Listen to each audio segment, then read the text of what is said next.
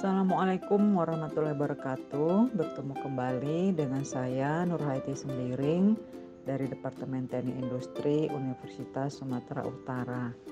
Pada kali ini kita akan sama-sama membahas materi tentang decision making and relevant information. Materi ini berkaitan dengan mata kuliah analisis biaya. Baiklah, mari sama-sama kita dengarkan materinya. Terima kasih.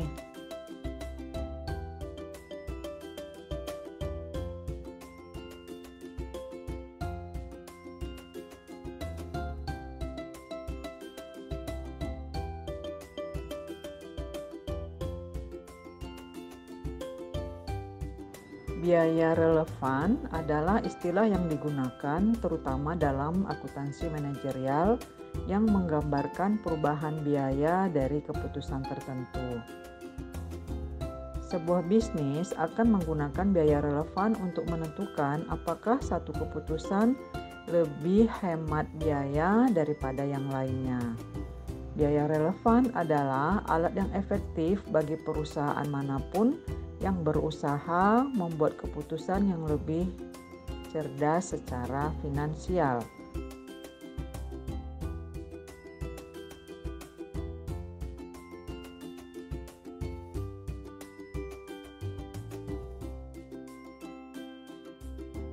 Para pembelajar, biaya relevan ini adalah biaya pada masa depan yang diharapkan oleh sebuah perusahaan.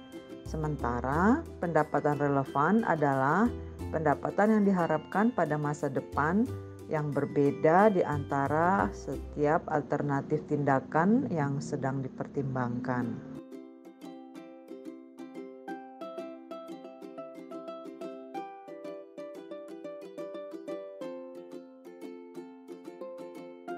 Sebagai kebalikannya, biaya dan pendapatan yang tidak relevan atau sering dikatakan irrelevan adalah biaya dan pendapatan yang tidak diharapkan.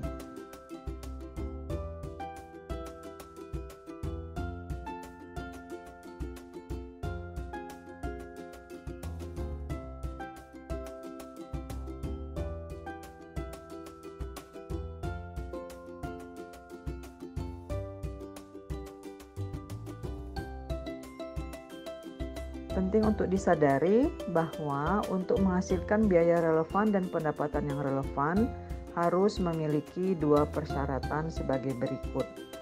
Yang pertama, terjadi di masa depan. Jadi, setiap keputusan akan berkaitan dengan pemilihan tindakan berdasarkan hasil yang diharapkan akan dicapai pada masa yang akan datang. Dan yang kedua, berbeda di antara beberapa tindakan alternatif yang lainnya.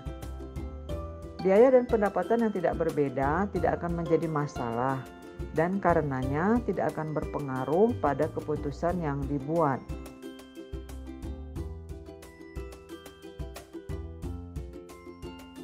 Berikut ini adalah contoh penerapan biaya relevan dan pendapatan relevan.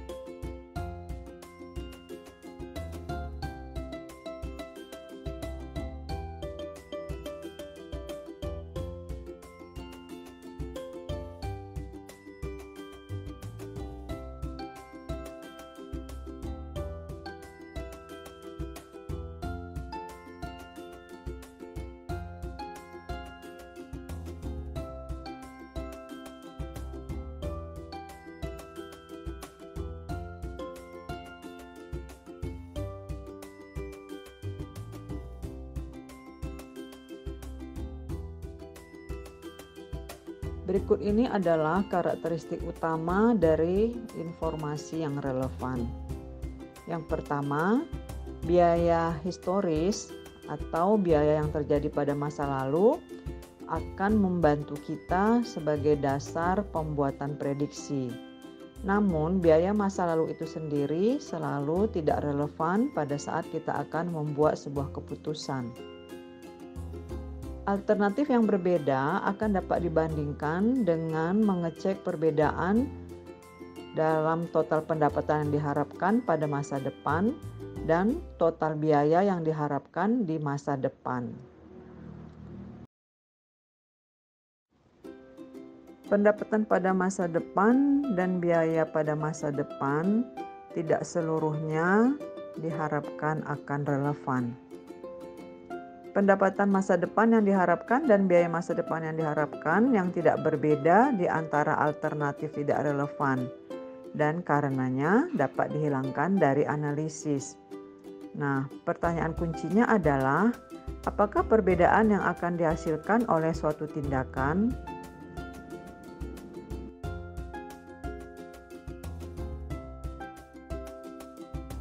karakteristik berikutnya, bobot yang tepat harus diberikan pada faktor kualitatif dan faktor non-keuangan kuantitatif.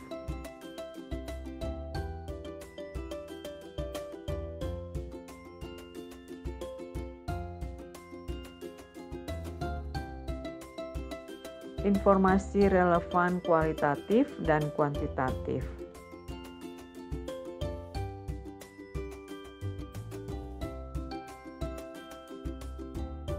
Manajer biasanya memiliki sebuah model keputusan untuk memilih beberapa tindakan yang dibutuhkan. Sebuah model keputusan adalah metode formal untuk membuat pilihan yang sering melibatkan analisis kuantitatif dan kualitatif. Akuntan manajemen menganalisis dan menyajikan data yang relevan untuk membantu keputusan manajer.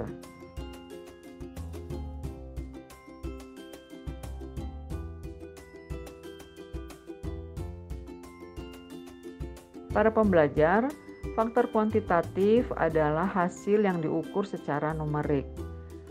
Beberapa faktor kuantitatif yang bersifat finansial dapat dinyatakan dalam istilah moneter. Sebagai contoh adalah biaya bahan langsung, tenaga kerja manufaktur langsung, dan pemasaran. Faktor kuantitatif lainnya adalah yang bersifat non-finansial. Dan hal ini dapat diukur secara numerik juga, tetapi tidak dinyatakan dalam istilah moneter. Sebagai contoh untuk faktor non-finansial kuantitatif adalah pengurangan waktu dalam pengembangan produk baru dan juga persentase kedatangan penerbangan yang tepat waktu.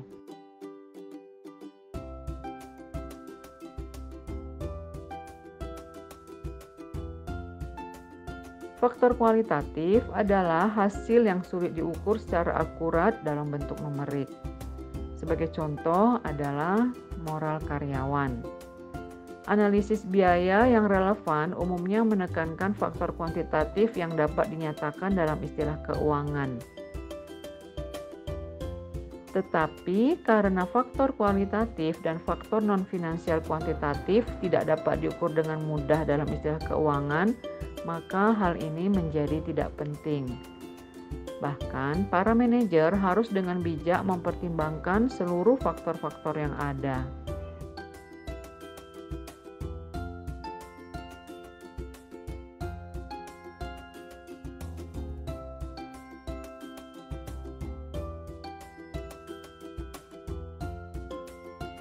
Outsourcing adalah membeli barang dan jasa dari vendor luar.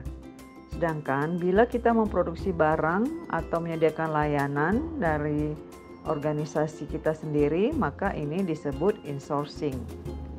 Sebagai contoh, Kodak lebih suka membuat filmnya sendiri, tetapi akan meminta IBM untuk melakukan pemrosesan datanya. Perusahaan Honda mengandalkan vendor luar untuk memasok beberapa suku cadang komponen, tetapi memilih untuk memproduksi suku cadang lain secara internal.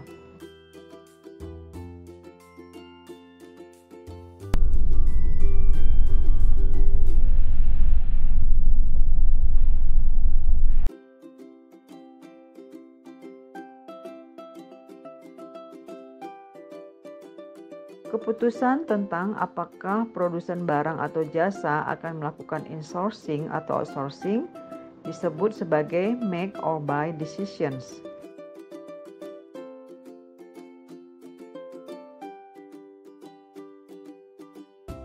Survei perusahaan menunjukkan bahwa para manajer mempertimbangkan kualitas, keandalan pemasok, dan biaya sebagai faktor terpenting dalam membuat atau membeli sebuah barang.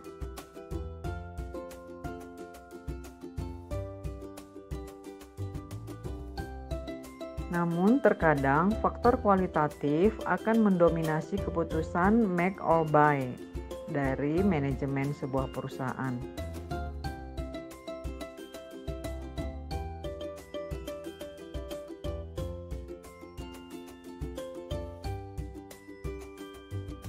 Sebagai contoh, Dell Computer membeli chip Pentium untuk komputer mereka dari Intel karena Dell tidak memiliki pengetahuan dan teknologi untuk membuat chip itu sendiri.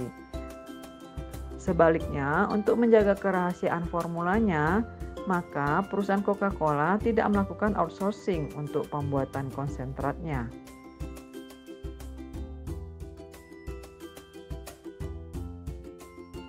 Berikut ini adalah beberapa contoh yang pernah terjadi pada beberapa perusahaan besar.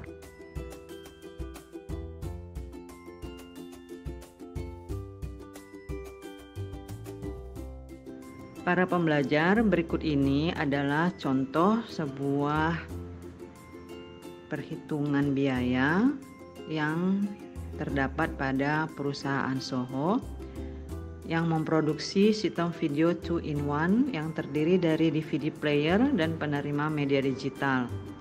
Perusahaan ini mengunduh film dan video dari situs internet seperti Netflix. Mari kita saksikan contoh kasusnya ya.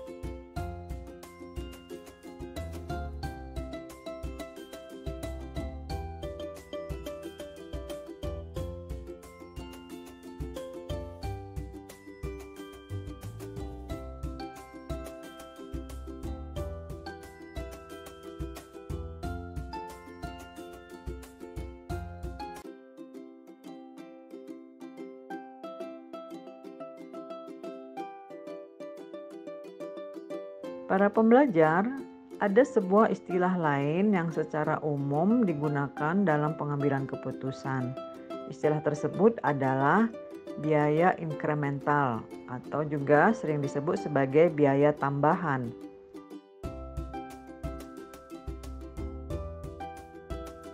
Biaya inkremental adalah total biaya tambahan yang dikeluarkan untuk suatu aktivitas. Berikut ini adalah contoh-contoh tentang biaya inkremental yang terdapat pada perusahaan.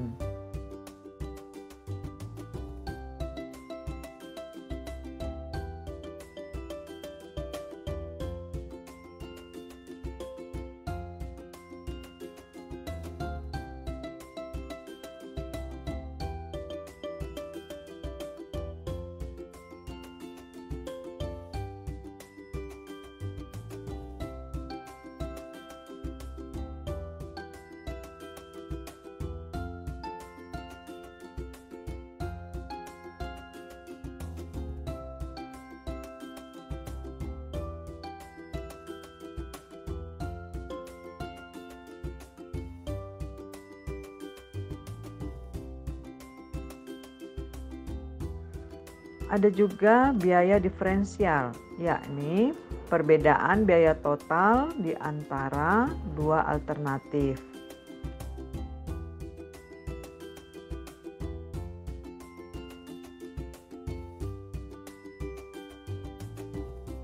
Berikut ini adalah contoh tentang biaya diferensial tersebut.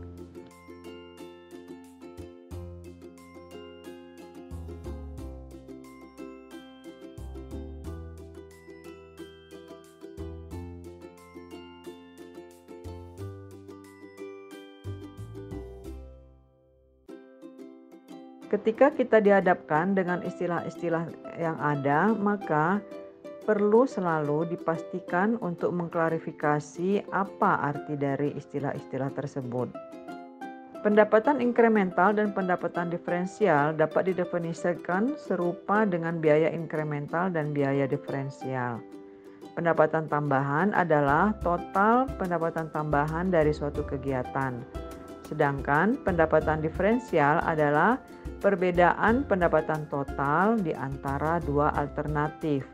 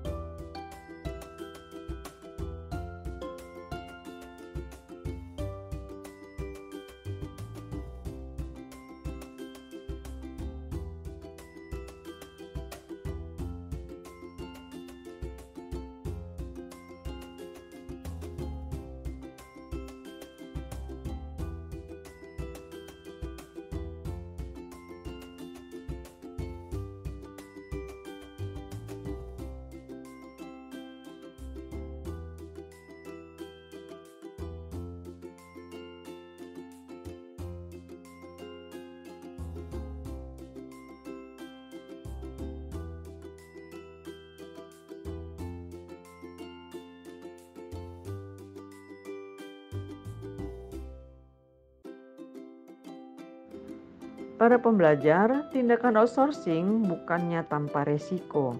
Ketika ketergantungan perusahaan pada pemasoknya menjadi meningkat, maka pemasok dapat mengeksploitasi ketergantungan ini dengan menaikkan harga dan mengabaikan kinerja kualitas dan pengirimannya. Maka, untuk meminimalkan resiko ini, perusahaan umumnya menandatangani kontrak jangka panjang yang dalamnya tercakup hal-hal yang berkaitan dengan biaya, kualitas, dan jadwal pengiriman dengan pemasok mereka.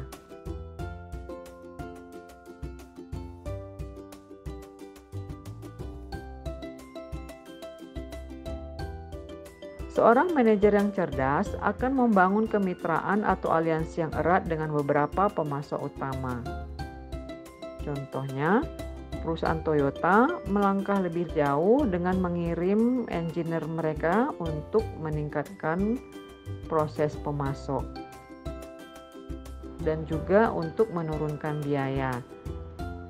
Seluruh tindakan ini tidak akan dapat dicapai oleh sebuah perusahaan secara individu.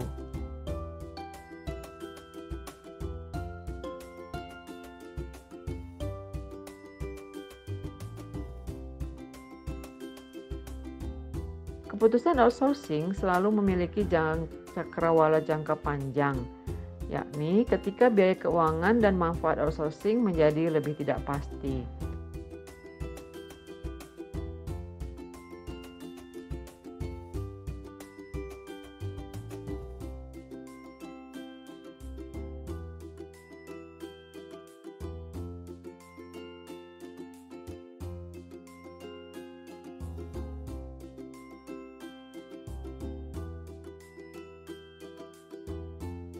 Perusahaan tidak hanya harus membuat pilihan mengenai produk mana dan berapa banyak dari setiap produk yang akan diproduksi, tetapi mereka juga harus sering membuat keputusan tentang penambahan atau pengurangan lini produk ataupun segmen bisnis mereka. Demikian pula, jika analisis biaya yang relevan untuk jenis keputusan ini akan menggunakan pelanggan daripada produk sebagai objek biaya.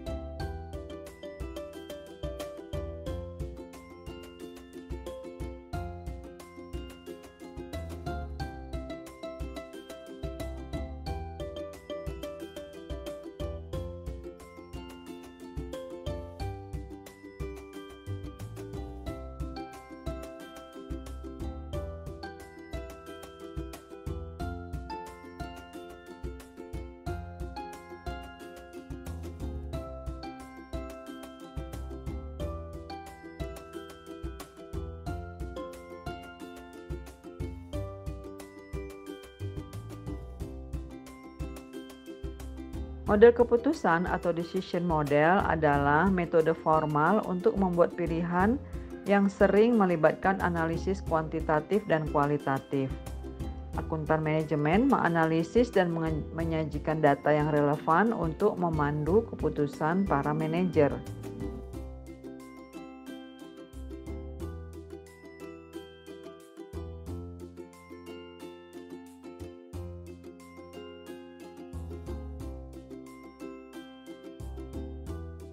Terdapat 5 langkah dalam proses pengambilan keputusan, yakni yang pertama, mengidentifikasi masalah dan ketidakpastian yang terjadi, kemudian mendapatkan informasi, lalu membuat prediksi tentang masa depan, selanjutnya membuat keputusan di antara beberapa alternatif, dan yang terakhir itu adalah mengaplikasikan keputusan, mengevaluasi kinerja, dan melakukan proses pembelajaran.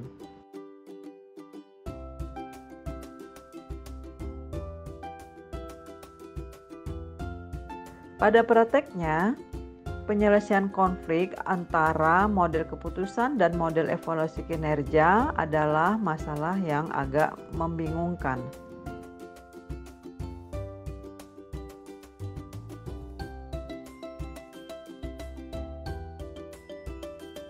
Evaluasi kinerja berfokus pada pusat tanggung jawab untuk periode tertentu, bukan pada proyek atau item peralatan individual selama masa pengamatan. Dengan demikian, dampak dari banyak keputusan yang berbeda ketika digabungkan dalam satu laporan kinerja dan ukuran evaluasi, misalnya laba operasi, maka manajer tingkat bawah membuat keputusan untuk memaksimalkan pendapatan operasi. Sedangkan manajemen puncak melalui sistem pelaporan jarang mengetahui alternatif tertentu yang diinginkan yang tidak dipilih oleh manajer tingkat bawah.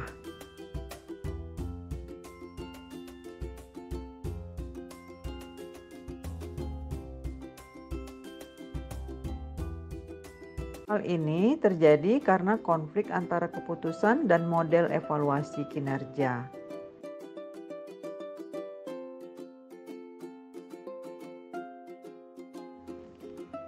Sebagai contoh, terjadinya konflik antara model keputusan dan model evaluasi kinerja adalah ketika seorang manajer membeli sebuah mesin tertentu dan kemudian mereka memiliki fakta bahwa terdapat mesin yang lain yang lebih baik.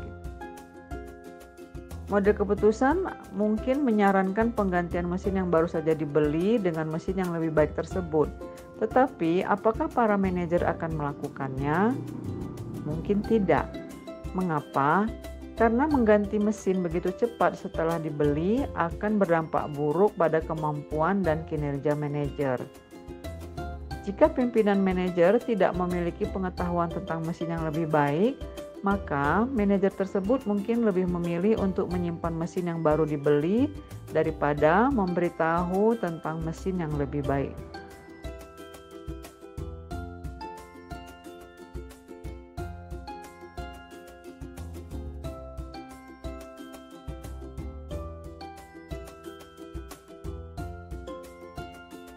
Para pembelajar, demikianlah beberapa hal yang dapat kita bahas pada video kali ini.